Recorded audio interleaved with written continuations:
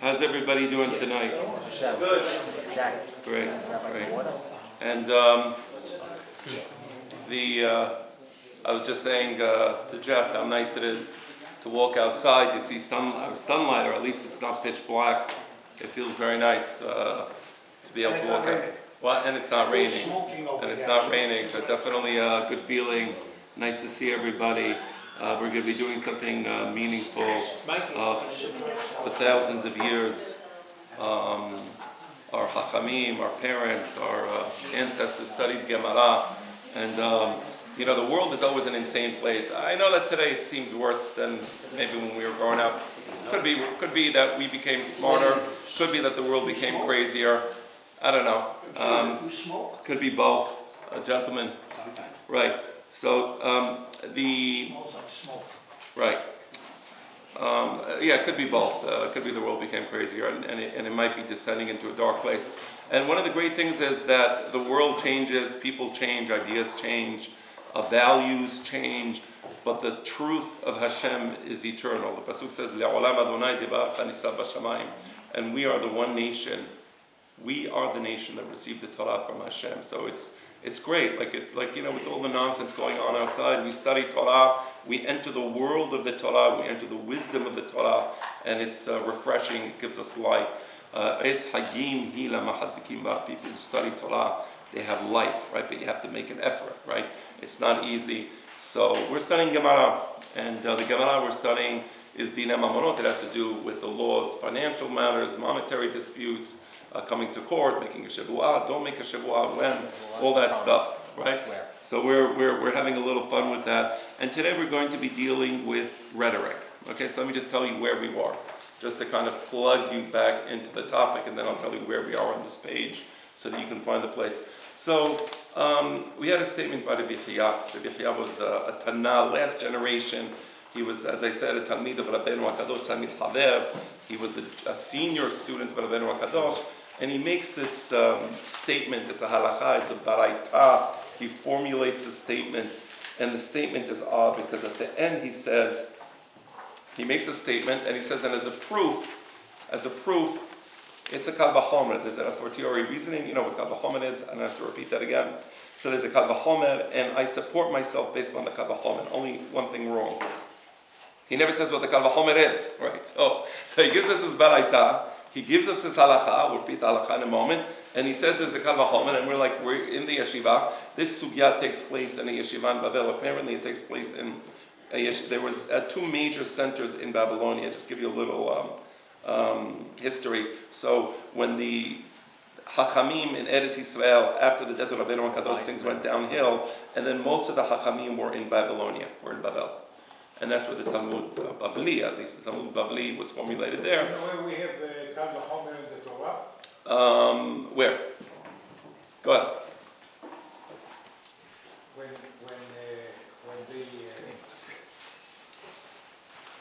Go ahead, honestly. When the brothers of Yosef were accused of stealing money from Beit Yosef, right. He said, מה שהיה באמתחותינו, משיבונו לאדוני, ואיך נגנוב מבית אדוני כסף או זהב. Very nice. Chazak Baruch, lovely proof from the Perashat Mikes. In the Navi you have another one. Wait, hold on 1 second. I don't want to lose my chain of thought, so with your permission. Okay. And Mechila, that was a very nice point, by the way. Thank you for sharing that point. But the thing is that the Chachamim, after the Romans, basically they were destroying the Jewish presence in Israel. It was very difficult to live there. So most of them left, came to Babel, and at first it was two yeshivot, Nehar De'ah, which was established by a Chacham called Shemuel, and Surah, which was established or given prominence by a Chacham called Rav. So it was Rav and Shemuel. Shemuel established Nehar De'ah. Rav established Surah, both in Babylonia by the Euphrates River. And then during the days of Shemuel, there was a war. There was a pirate. I forget the pirate's name. He was terrorizing the various. What year is that? This is in the 5th to 4th century CE, right? Primarily 5th century CE, at the beginning of the Talmud Babli. So, you're right, 500 years, right? the year 500.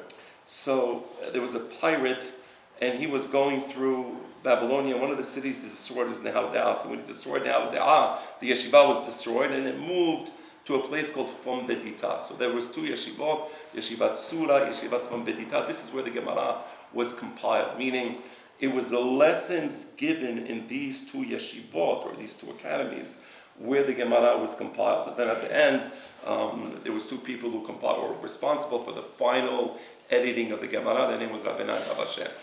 This sugya reflects discussions that took place in Yeshivat Fom Bedita. How do we know that? Because some of the Chachamim mentioned are from Yeshivat Fom Bedita, and apparently that's where this sugya was edited. So we know where it was edited. We have a sense of when it was edited, sometime in the 5th century CE. And the purpose of the sugya is to try to understand Rabbi Chia. Okay? So what did Rabbi Chia say? Who knows what Rabbi Chia said? So we will review. Rabbi Chia brought us an example. Reuven, we're always going to have Reuven as a plaintiff. We're always going to have Shimon as the defendant. Reuven goes, and we're always going to say that Reuven tells Shimon, you owe me $100. And in this case, Shimon says, I don't owe you anything. Normally, what would we say the halakha is? Right? Normally, the halakha is, since he's kofer bakol, he denies the debt completely, he gets to walk away. Right? That's one situation.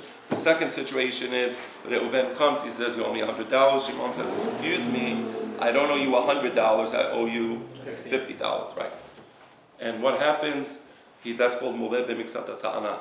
When a person admits part of a claim, of course he has to pay what he admitted, okay, not a big chidush there, and he has to make a shivu'ah with respect to the other part of the claim. That's muled b'miksat ta'ana. Third situation, I'm just putting it here for you. Again, Reuven comes to Shimon, he says, you owe me $100. In this case, Shimon says, I don't owe you a penny. Reuven says, before you walk out of court, you think you can walk out of court? No, you can't walk out of court. I actually have a witness with me. So Shimon says, you have one witness? What are you going to do with one witness? The one witness is not enough to force Shimon to pay, because in Jewish law you need two witnesses to establish a fact, but Reuven only has one witness. But according to the Torah, one witness is enough to force Shimon to make a shivu'ah. So now the court turns to Shimon and says, you want to make a shivu'ah? No, I don't want to make a shivu'ah. Wait, why don't you want to make a shivu'ah? Reuven says, you owe $100. You owe $100? No, I don't owe $100. So make a shivu'ah. You're not willing to make a shivu'ah? Pay him. You don't want to pay the money? Then make a shivu'ah. Take an oath and say, I don't owe the money. Does he admit that he owes 50 at least, or he says, I owe nothing? Yeah, he says, I owe nothing. If he said he owed 50, then Reuven would need a witness with him. He would, if Reuven came alone and says, you owe me 100, Shimon says, no, I owe you 50. The court would say, okay, no problem, pay the 50, and make a shivu'ah with respect to the remaining 50. That's called modeh b'miksat ta'ana. Right? Here, in the third case that I brought, Reuven comes, he says, you owe me 100. Shimon says, I don't owe you anything. He thinks he's going to walk out of the court. But Reuven says, excuse me, I have Levi with me. Levi is going to testify that you owe me 100. In that case, Shimon has to make a shivu'ah. Rabbi, can we explain what the shivu'ah is for the few people who are... Yeah, shivu'ah basically means you take out a Sefer Torah. There's different types of shivu'ah, but the primary shivu'ah is you take out a Sefer Torah in the presence of the Bet Din. The Bet Din mentions some pesukim and bar minan, some curses that would befall a person who utters the name of God in vain, and he has to hold the Sefer Torah, and he has to make a shivu'ah in the name of God, pronouncing the name of God, that I do not owe him a penny, or whatever the shivu'ah is, or here's a $50, I don't owe him anything other than this $50, whatever the claim happens to be, right? And so that's So a shivu'ah. they take the word of the witnesses over the debtor? Right, so if there's two witnesses, the two witnesses establish a fact. It takes two witnesses, and that's it. Once you have two witnesses, you don't need a shivu'ah because you have two witnesses. That's Jewish law says, al pi shnayim yadim yakum davar. So Modeh b'miksat ta'ana chayav shivu'ah. He makes a shivu'ah. So I said that if he admits $50, yeah, I owe $50, make a shivu'ah, bring out the Sefer Torah, and on the Sefer Torah says, I don't owe anything but this $50, right? All I owe is the $50. I don't owe you 100. That's a shivu'ah. What was the case of Rabbi Chia? On everything I said until now, there's no machloket, there's no controversy. Everybody agrees that's the halakha. That's the law. Okay. Rabbi Chia brings in a very interesting case. Again, when Reuven says to Shimon, $100, you know, I keep using the same examples so as not to confuse anybody. So it's very simple. Shimon says, I don't owe you a penny. The Reuven says, no problem. It happens to be that I have two witnesses, Yisachar and Zebulun. Yisachar and Zebulun enter the courtroom. The judge looks at them. Are you willing to testify? Yes. What's your testimony? Our testimony is that Shimon owes him $100. Oh, no. I'm sorry. Our testimony is, my mistake.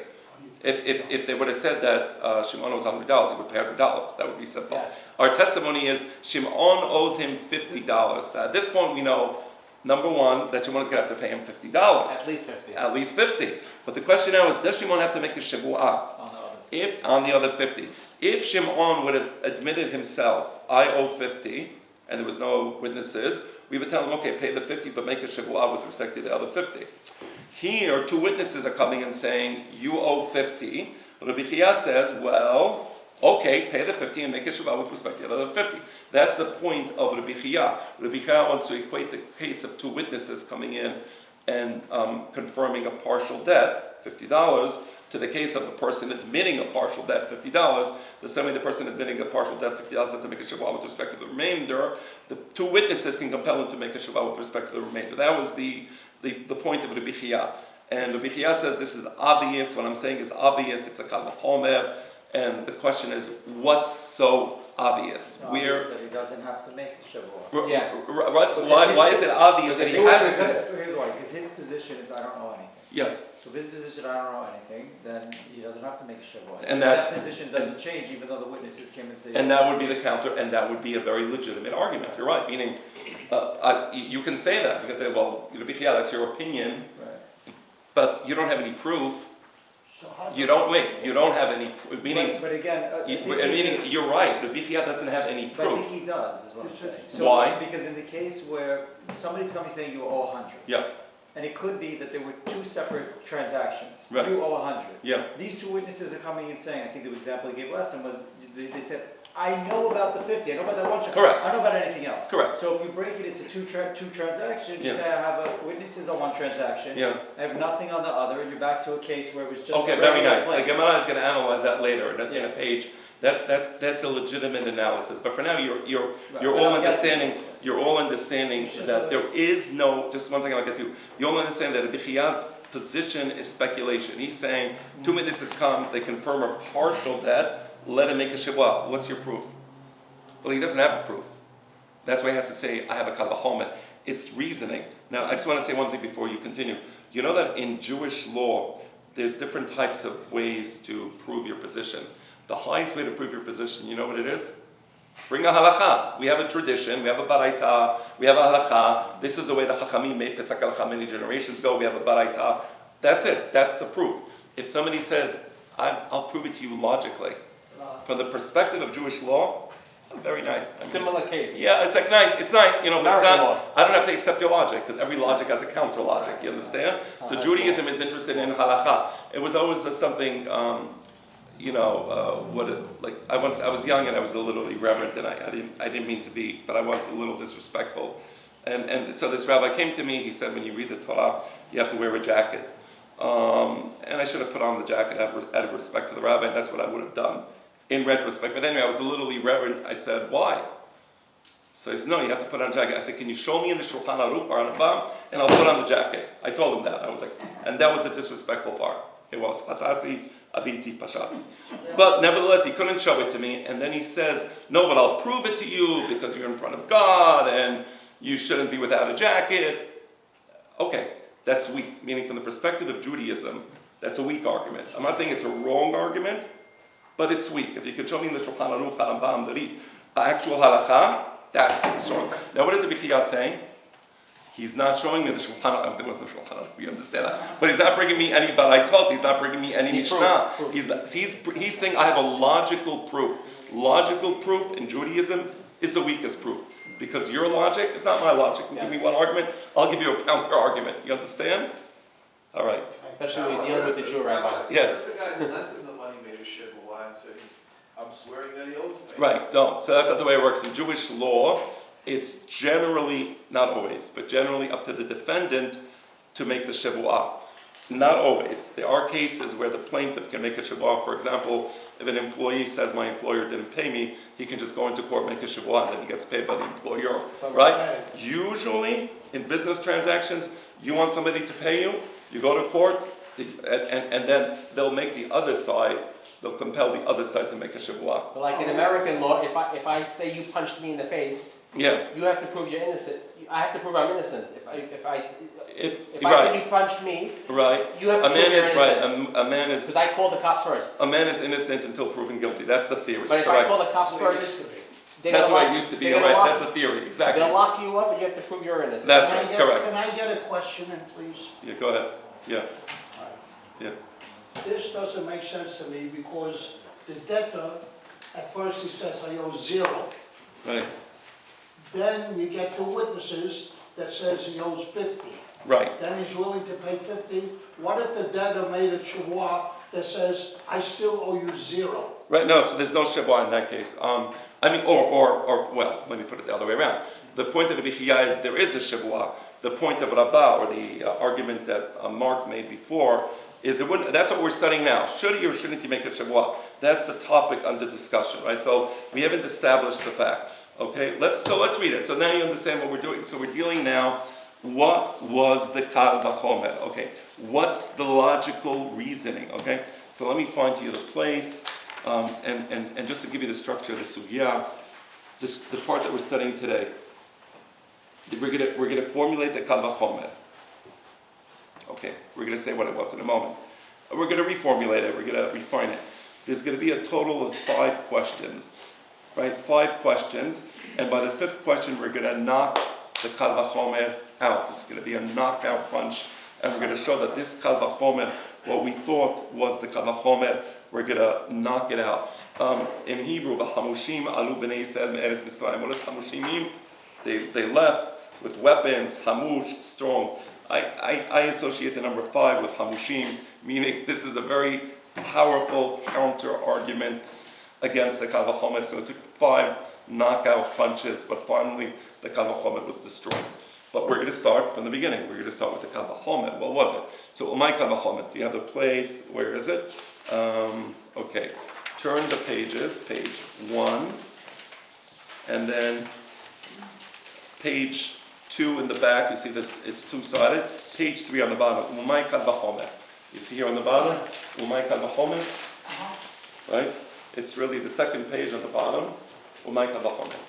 Okay, so now we are going to be studying what we think in the yeshiva is the kal vachomer that bichiyah. And by the way, the Chachamim did this a lot. Meaning it's a riddle, right? The Chachamim like throwing something and like go figure out what they just said, figure it out, and then Go dissect it. Exactly. So what did I mean? What did Bichiyah mean by the kal vachomer? He's no longer alive at this point.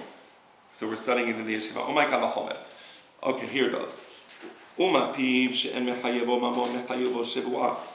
If his own mouth, piv means his mouth, if his own admission, right, namely, that he doesn't owe money, right, but he would still be obligated to make an oath. Again,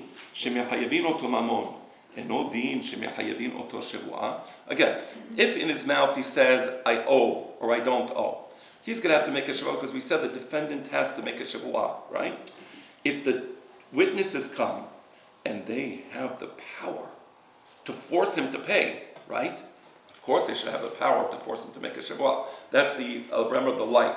So the light thing here is his testimony, his admission, and the heavy thing is the testimony of the witnesses. If his admission is enough to compel him to make a shavua, shouldn't the testimony of witnesses be enough to compel him to make a shavua? Knockout punch number 1. This is the first knockout punch. His admission doesn't compel him to pay. What are you talking about? Obviously, if he admits that he owes the money, he has to pay. If the person says, I owe the money, yes, he does have to pay. So what type of reasoning is this, right? So the reasoning is illogical. Punch number 1, still the man is standing, right? The guy's getting punched, he just got 1 punch to the face. The Gemara says, okay, let's reformulate the kal vachomer. My mamon kena. So we misspoke. The reasoning is as follows. If his admission that he owes money is not enough to compel him to pay a penalty, but is enough to compel him to make a shevuah, and I'll explain that in a moment. The witnesses that testify that he owes money and that would compel him to pay a penalty, how much more so that he should be obligated to make a shevuah, which should be obligated to make an oath. Let me explain that law, and then you'll understand the kal vachomer. In Jewish law, and I said this last week, so some of you may remember, in Jewish law, there is what's called punitive damages. Punitive damages are imposed upon a defendant for various reasons. For example, if the defendant is a liar. So let's say, again, the Reuven comes into court, he tells Shimon, you owe me $100. Shimon says, what, I owe you $100? Reuven says, you robbed me. I didn't rob you. What are you talking about? I saw you in my house, you took $100 and you left. Shimon says, prove it. Reuven says, yeah, you know what, actually I can prove it. There was 2 witnesses standing outside, and they saw you entering my house, I saw you leaving the house. The 2 witnesses come to court. Now, there is punitive damages. 200. He had to pay 200. Now, this is the strength of the testimony of Edim. You see the strength? If the witnesses come, they can compel him to pay a penalty. If he would have admitted the debt in the first place, if he would have said, you know what, I'm sorry, I robbed you.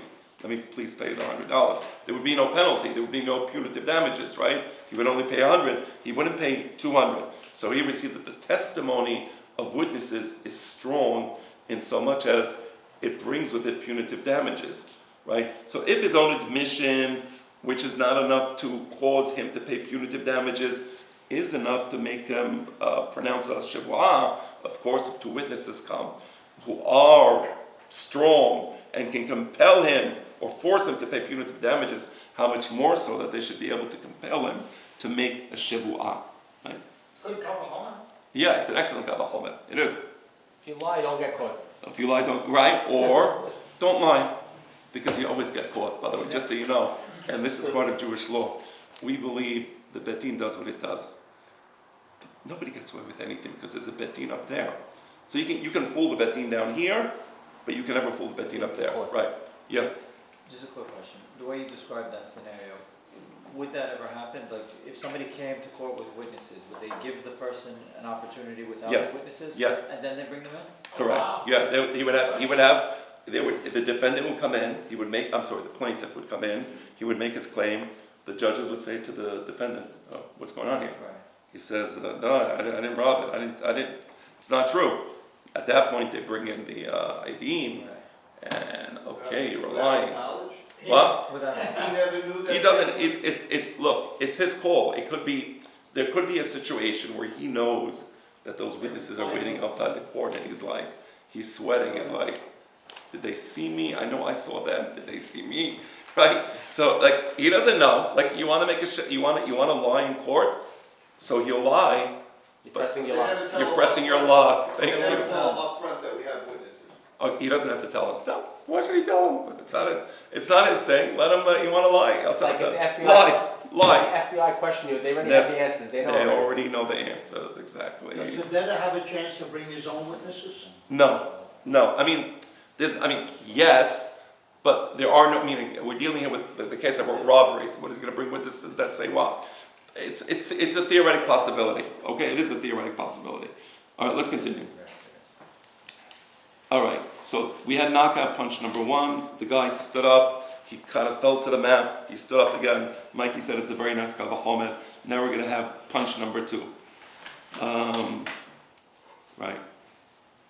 מה לפיו שכן מחייבו קורבן, תאמר בעדים שאין מחייבים אותו קורבן. This is not a good a fortiori reasoning for the following reasoning. You're telling me that the testimony of 2 witnesses is more powerful than the admission of the defendant, right? That's the premise here. That's the kal vachomer. There's a heavy thing and there's a light thing. I can flip it on you. I can show you it's the exact opposite. How? Malefi, because if a person's admission can do something that the testimony of witnesses can't do, what? Sheken mechayevo korban. A person's admission can make him liable to bring a korban. Sacrifice. And I'll explain exactly what the situation is. Tomar be'elim she'en mechavin oto korban. And in contrast, the testimony of witnesses could not make him, the defendant, liable to bring a korban. Let me explain what exactly it's talking about. In Jewish law, when a person is over, violates a mitzvah lo ta'aseh. So there's a mitzvah lo ta'aseh in the Torah. The Torah says Things do you're not supposed to do. eat things that you're not supposed to do, right? Lo ta'aseh means negative. Don't eat Don't eat pig, right? So there are mitzvot lo ta'aseh. There are mitzvot in the Torah. Don't do this. Don't light a fire on Shabbat, right? Don't eat on Yom Kippur. If it's a severe mitzvah lo ta'aseh, because there's lighter ones, right? So a severe one is don't work on Shabbat. A severe one is don't eat on Kippur. A severe one is don't eat the haleb. That is a certain part of the animal that used to go up to the korban. Don't eat the haleb. The haleb is not just the korban, but the haleb is a certain fat in the animal, haleb kalayot and haleb kasalim, that it's forbidden to eat that. And that's the punishment for that is a severe punishment. It's called karet. Karet literally means the person's neshama is cut off from Am Yisrael. But I mean, terrible. It's bidesh shamayim, right? So that's if a person does it knowingly. Okay. What about a person does it unknowingly? A person unknowingly is mechalel Shabbat. You have many of that. A person was raised in a house and nobody ever told him about the laws of Shabbat. So he's mechalel Shabbat. He doesn't get karet. It's shogeg. Shogeg means he doesn't know. He doesn't know the Or law. if you know and you forget it's Saturday, You know. go into your car on Oh Saturday. yeah, exactly. You woke up the next day, you had too much arak the night before, right? And you wake up the next day and you're still like, kind of like, foggy, and you enter the car and you drive to wherever you drive. What? So what did you say? You went to, there you go, you had Maza in the, right, exactly. Well, there's no parking on Saturday in the summer, and you move your car. But yeah, it has to be unknowingly. Okay. It has to be that you did it unknowingly, right? If a person did it, meaning if a person did it with full knowledge, he knows the laws of Shabbat, he knows that it's Shabbat, he knows that it's forbidden, that would be mizih. But we're dealing with a person who, for some reason or another, lacks knowledge. When you lack knowledge and you do that transgression, right? You have to bring a korban chatat. The korban chatat is a certain type of korban. You come to the Beit HaMikdash, you say vidui, you mention the averot, you mention the sin that you did on the korban, you bring the korban, and then it's kapara. It's called the korban chatat. Okay, that's what you do in this case. Now, in order to be liable for a korban chatat, the defendant who's brought to court is the one who establishes the liability. Meaning, if two witnesses say, we saw that guy entering a car on Shabbat and it was an accident. We know he obviously he didn't know it was Shabbat. We get that, but he has to bring a korban chatat. According to law, they can't make him liable for the korban chatat, right? So you see that here is a case where the testimony of two witnesses is actually weaker than the admission of the defendant, because if the defendant himself tells the judge, what, it's true, I did enter my car on Shabbat. It's true, I didn't know it was Shabbat. And the judge says you have to bring korban chatat based on your own testimony. He would have to bring korban chatat. So here we see how his admission in this case is stronger than the testimony of the witnesses. So how can you have a kal vachomer where the so-called lighter predicate is actually more severe than the heavier predicate? So that's I think we're knockout punch number 2, right? So I'm reading it again. Okay, I'm going to read this thing again. No, the kal vachomer is not a good kal vachomer, because his admission will make him liable for a sacrifice, tomar be'edim, in contrast to the case of the testimony of two witnesses, she'en mechayvin oto korban. Right. So this is knockout punch number 2. The boxer is going to recover from this also. Hala kashya. Can you bring a korban without being judged? Yes, meaning if a person on his own realizes that he made an averah, he has to bring a korban. Now, if he comes to Bet Din, the Bet Din is going to instruct him, you have to bring a korban, right? But either way, even if he doesn't go to Bet Din, if a person on his own, let's say a person on his own, he realized he made Hilul Shabbat, Now today we don't have korban chatat. So you have in the Gemara, a person wants to lit a fire on Shabbat. One of the Chachamim actually accidentally light a fire. He accidentally, there was a candle, he was reading by the candle, and the Chachamim said, the candles back then, it was oil, and there was a wick, and the way it worked is that as the amount of oil in the candle holder would go down, you would tilt it a little to allow more oil to go towards the wick. So the Chachamim says you're not supposed to read by the light of a candle on Shabbat, Shemeyateh, because you might end up on Shabbat inclining the candle so that the fire lights for a longer time. That's Chilul Shabbat. Anyway, he was reading and he told the Chachamim, Ani ekla velo ateh. You're telling me I'm a Chacham? You're telling me I'm accidentally gonna incline the candle? But they said, Ani ekla velo ateh. He ended up reading and he ended up inclining the candle accidentally. And he wrote in his notebook, I'm Chayav Korban Chat. He said two things. He said, number one, here I see the wisdom of the Chachamim. The Chachamim said, don't read by a candle, because you will, as you're reading, you become focused on what you're reading. You forget it's Shabbat. Your instinct is you're always tilting the candle. That happens. He said, first of all, I accept the wisdom of the Chachamim, right? Number two, he wrote in his notebook, to your question, I have to bring a korban chatat, and when the Bet HaMikdash is built, I will bring the korban chatat. So you don't need witnesses to compel it. But you see, his own admission is the liability. Nevertheless, it's a question. Halakha, we can answer that question. Depends on the case. Sometimes the witnesses are stronger, Sometimes the word right, but if you want to have a kal vachomer, for a kal vachomer to work, the heavy predicate has to be heavy all the time, and the light predicate has to be light all the time. The minute you're saying, well, sometimes this is stronger, sometimes that's stronger, the whole kal vachomer falls apart, right? You need to have it Consistent. have a system. It has to be heavy all the time, the heavy predicate, and light all the time, the light predicate. The minute we see that sometimes it's this way, sometimes it's that way, then don't give me kal vachomer. Maybe prove it some other way. Maybe make some other argument, logical argument, but the kal vachomer doesn't work. But the boxer is gonna stand up. Who's in the ring? We have Muhammad Ali versus some weak guy. I don't know. Is it? Yeah, Hazit. Was the guy? He was right up there with him. He was exactly. It's not a kal vachomer. Baruch atah Adonai Eloheinu melech haolam she'akol nהיה b'dvaro. Amen. Before we continue, could you explain what a fortiori means? A fortiori.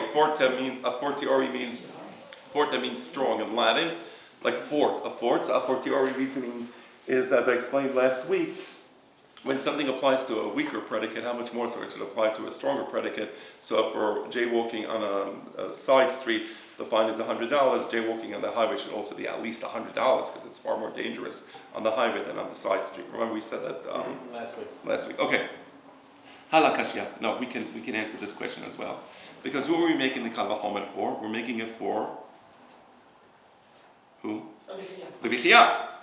It happens to be that the Bichia is of the opinion, the Bichia agrees with Rabbi Meir, and the Rabbi Meir is of the opinion that the same way a defendant who admits in court, I did a sin unknowingly, what did we say, has to bring a korban, according to the Rabbi Meir, also if two witnesses come and tell him, by the way, they tell the judges, this defendant, we saw him entering his car on Shabbat, we understand he didn't know it was Shabbat. According to the Bimeir, according to the Bichia, he does have to bring a korban, right? So in both cases, he has to bring a korban, whether he admits it or whether the two witnesses compel him. Both cases, he has to bring a korban, and therefore the kal vachomer would still apply, right? So let's just go into that a little. We're going to read that argument between the Bimeir and the Chachamim. Ditna, there's a Mishnah, and the Mishnah, it's a Mishnah Mesechet Keritut. Keritut has to do with the laws of karet, right? What korbanot you bring, and when you bring the korban, and there's different types of karet, there's different types of korbanot for karet, depending on the nature of the avirah. Ditna, because it could be a kohen gadol, it could be the nasi. Okay, ditna. Amnu lo shenayim. Here's a Mishnah. We're going to study it now. Amnu lo shenayim. Two witnesses come into court, and they testify as follows. You have the place? Oh, okay. Oh, that's weird. Wait. Amar Rabbi Meir. Amar Rabbi Meir. Yeah, okay. So right before that, Itnan.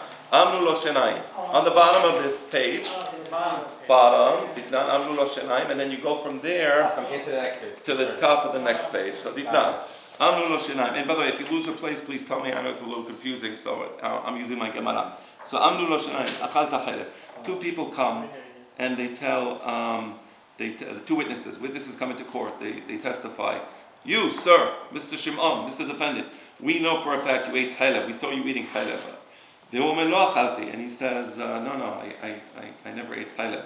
So again, the two witnesses say, we saw you eating chalev. He says, it never happened. According to Chachamim, which is a majority opinion that we mentioned before, those two witnesses cannot compel him to bring a korban chatat. Because as we said, the two witnesses they can testify that we saw him eating a chalev, or that we saw him eating on Kippur, or that we saw him lighting a fire on Shabbat. They can make the testimony, but that testimony can't compel him to bring a korban. But Rabbi Meir says yes. The same way his admission creates liability for him to bring a korban, Rabbi Meir mechayev.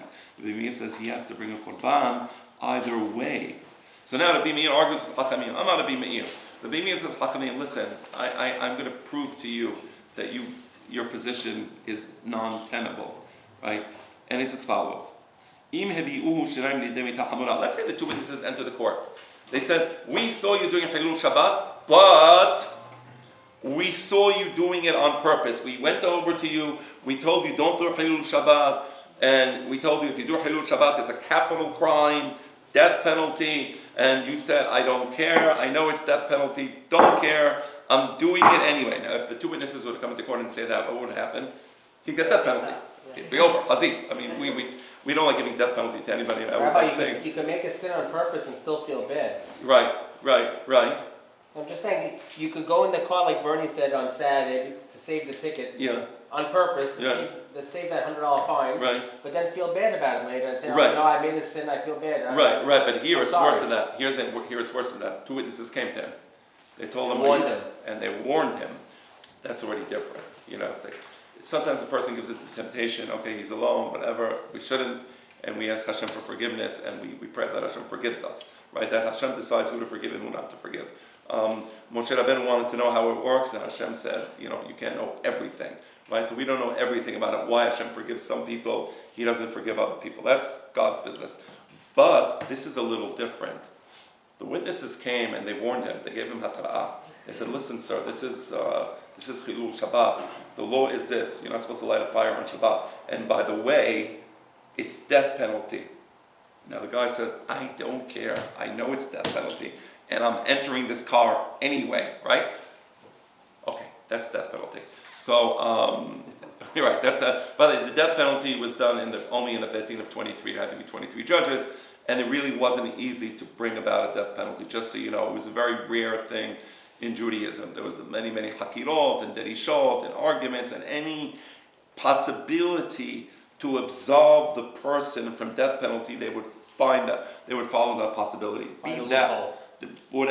Anything they could do, they would save him if it was possible. I mean, if it's not possible, then we follow the law and it's death penalty. But it was very rare.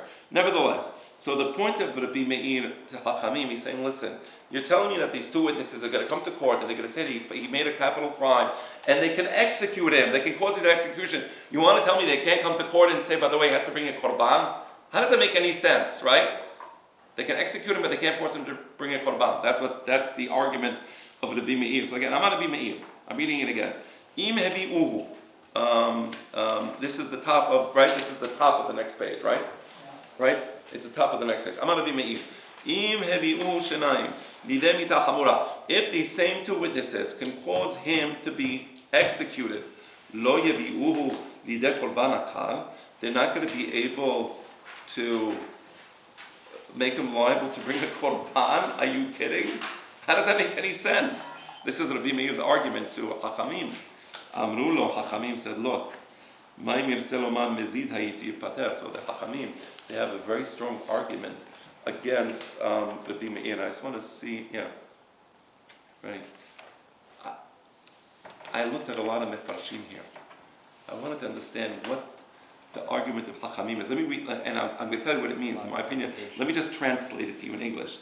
Rabbi Meir says as follows Hachamim answered Rabbi Meir, and they say, Ma imir selomar mezid. If the person wants to testify, the defendant, he tries to rebut the witnesses, and he tells them, excuse me, I did this intentionally. Would he have to bring a korban then? No, he would be absolved from the korban. Again, these two witnesses are coming in saying, we know that you did this avon, you did this hilul Shabbat, we know that you did it unintentionally, and you have to bring a korban. He can say, no, I did it intentionally. Meaning, and I looked at a lot of Mefarshim to understand this, and there's a machloket in Rashi, Tosafot, Rambam, Rishpa, Shita Mekubeset. There's a lot of different perushim on this. I think I know what the real perush is. Le'ani utati, and I say it humbly, of course, not chas v'shalom. At least what makes the most sense to me is, in order for him to be a chayav a korban, what's the number one requirement for him that it's a korban? His mental state, right? Tell me, how did the witnesses know what his mental state is? They don't know. They don't know. They say, we're coming to court and we're here to testify that he entered a car on Shabbat and he didn't know it was Shabbat. Okay, you can testify that he entered the car on Shabbat. You can testify that he smoked a cigarette. You can testify that he turned the ignition or pressed the button. You can testify a lot of things. You weren't inside his mind. You weren't inside his mind. You don't know that he did know it was Shabbat. He didn't know it was Shabbat. The only one who knew what was in his mind is him. Right. So their testimony, that he accidentally or unknowingly did Chilul Shabbat is a meaningless testimony, because he can say, well, no, I actually knew it was Shabbat. I knew it was Shabbat and I did it intentionally. Now, so we cannot accept, this is why the Chachamim say that while his own admission can make him liable to bring a korban chatat, a sacrifice, but the testimony of two witnesses can't make him liable. That's where we saw that it was reversed, right? His own admission is stronger than the testimony of two witnesses, but as noted, Rabbi Chia disagrees with Chachamim. He agrees with Rabbi Meir, and Rabbi Meir says that the same way his testimony can compel him, make him liable to bring a korban, the testimony of the two witnesses can also make him liable to bring a korban. The halacha is not like that, but it doesn't matter, because it's Rabbi Chia, and Rabbi Chia can make Pesach halacha like Rabbi Meir if he wishes. So anyway, that was knockout punch number 2. 3. We did 1, 2. No, it was actually, believe it or not, we're only knockout punch number 2. That was answer number 2. Now we're going to get to knockout punch number 3. I actually wrote it here just because it really is confusing, right? Okay. So here's now the third attempt to destroy this kavachom, and it's still not destroyed. We will get there. All right. Ela ma lefiv sheken mechayevo asham. All right. Let me explain to you. And again, what they're trying to do is they're trying to show how his admission is stronger than the testimony of the two witnesses. The minute you establish that his admission has more strength than the testimony of the two witnesses, the kal v'chomer is over. It's destroyed, right? So we're doing that again. His admission can make him liable to bring a korban asham, and the testimony of two witnesses cannot make him liable to bring a korban asham. Let me explain to you exactly what this is talking about. By the way, one of the beautiful things about this Gemara and about studying Gemara, and the Chachamim I think did this on purpose, is they have all these long rhetorical discussions, and by doing this, they force us to learn topics in the Torah that we may not have otherwise learned. And we're not just learning the topics, but we're like kind of connecting the dots, right? So in your mind, you're connecting all these dots and you're getting a beautiful picture. You're using your brains a little You're bit. using your brain, and within your mind, within your brain, you're getting all these connections in the Torah between disparate subjects, and the connections are beautiful connections. So let me tell you what this is talking about.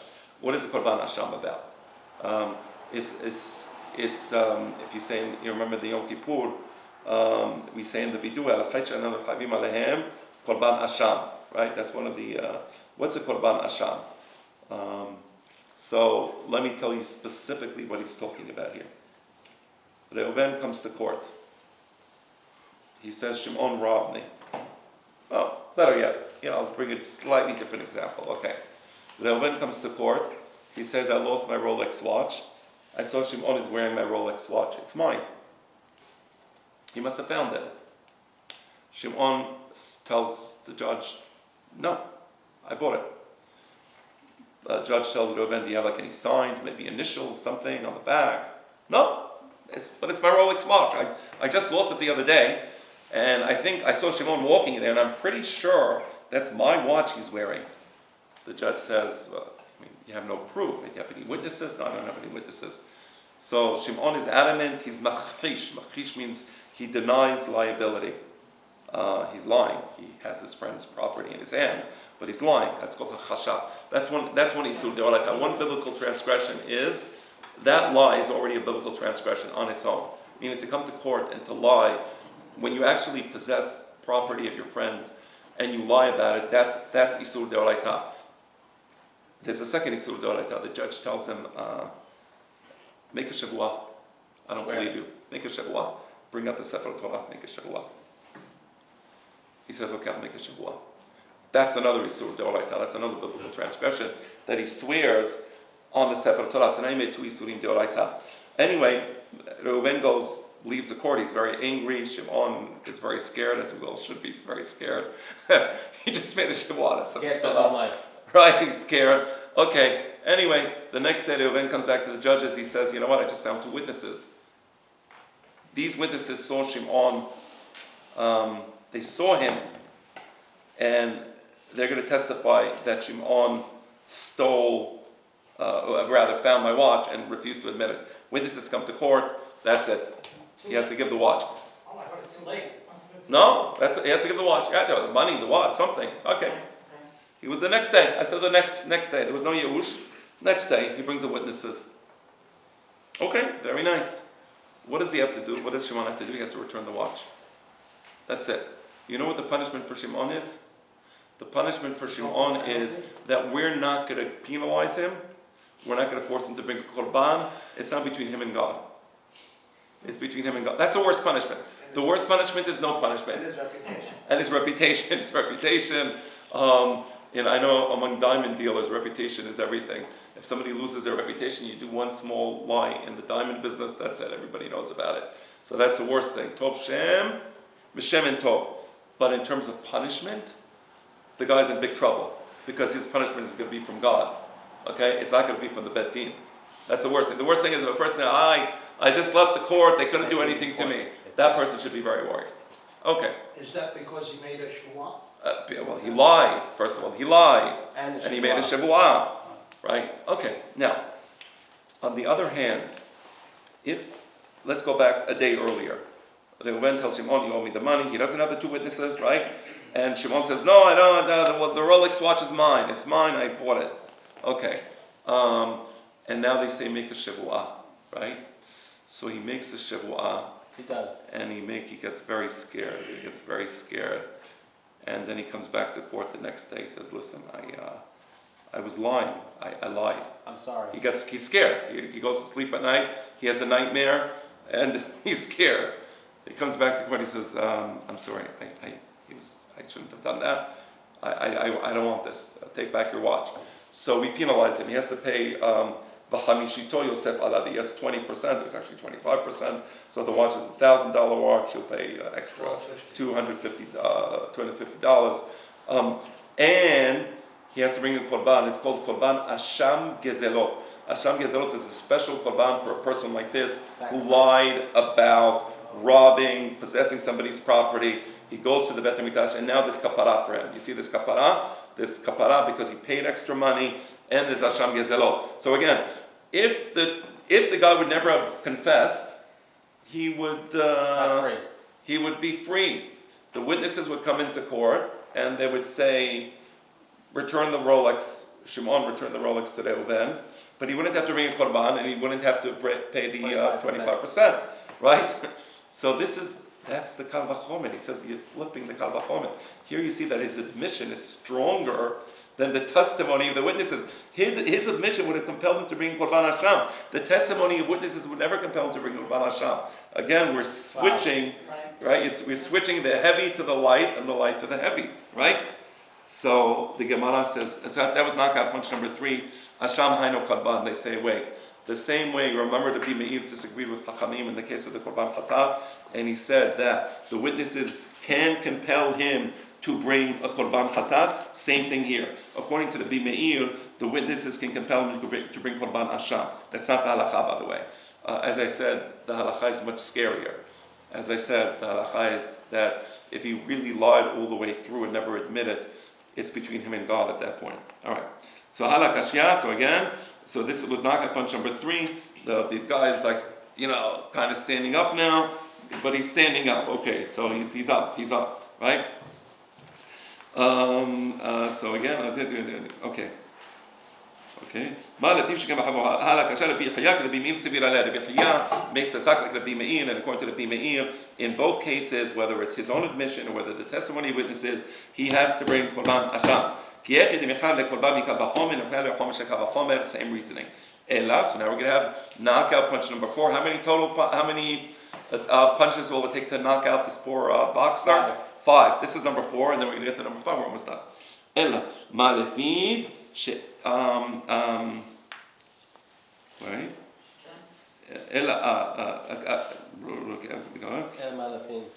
Wait, hold on 1 second. It's the same thing with the 1/5. Remember I said the 25% or 20% liability, right? So the a fortiori reasoning would be destroyed according to the position that says that his own admission makes him pay 25% or 20%, whereas the testimony of the witnesses would not compel him to pay 20%. Again, it reverses the heavy for the light and the light for the heavy. And we said that halakha. That was number 4, and now number 5. This is a final knockout punch. Elama lefiv sheken eno v'hasha uvhazama tomar be'edim sheyeshan v'hasha uvhazama. This is it, and it's great. It's a great point.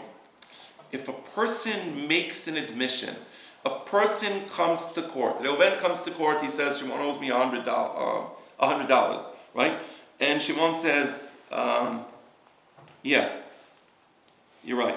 I owe you $100. That's my testimony.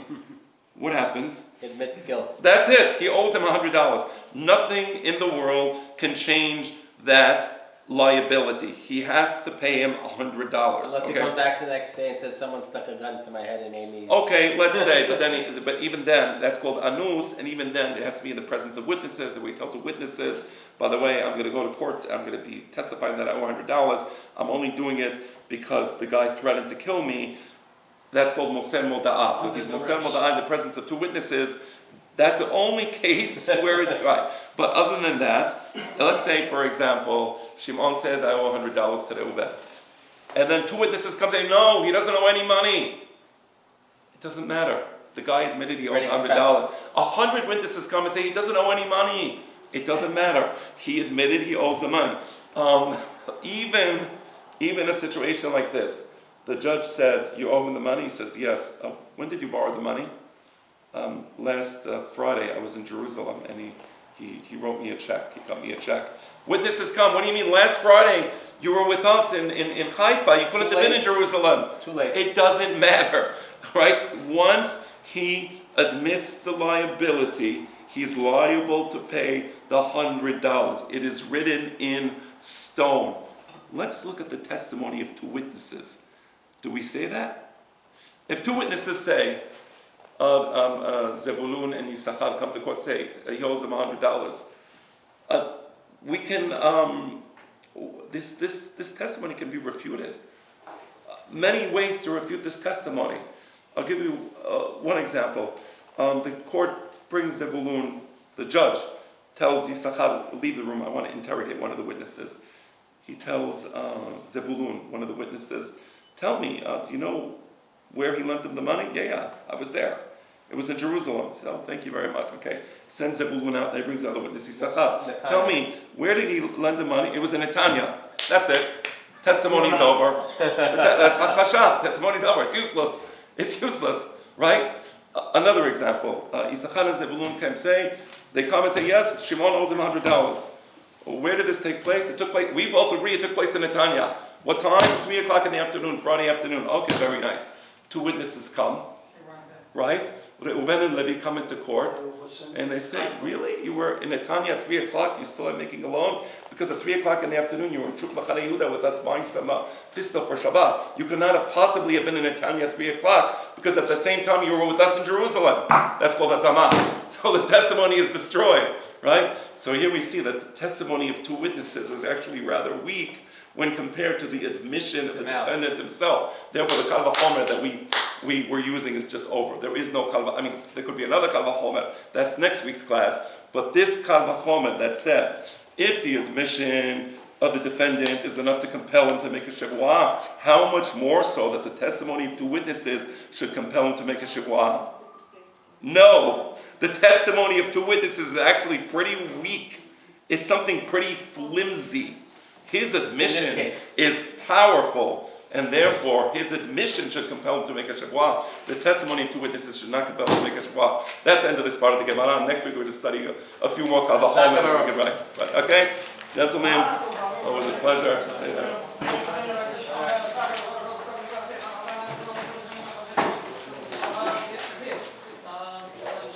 Amen. Amen. Amen. Yeshemi Rabbam.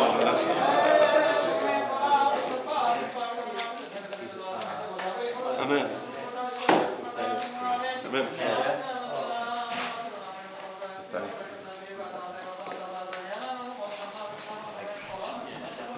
Amen. Wait for the Omer. Wait. Amen. Amen. Tamtin, Doctor, Tamtin.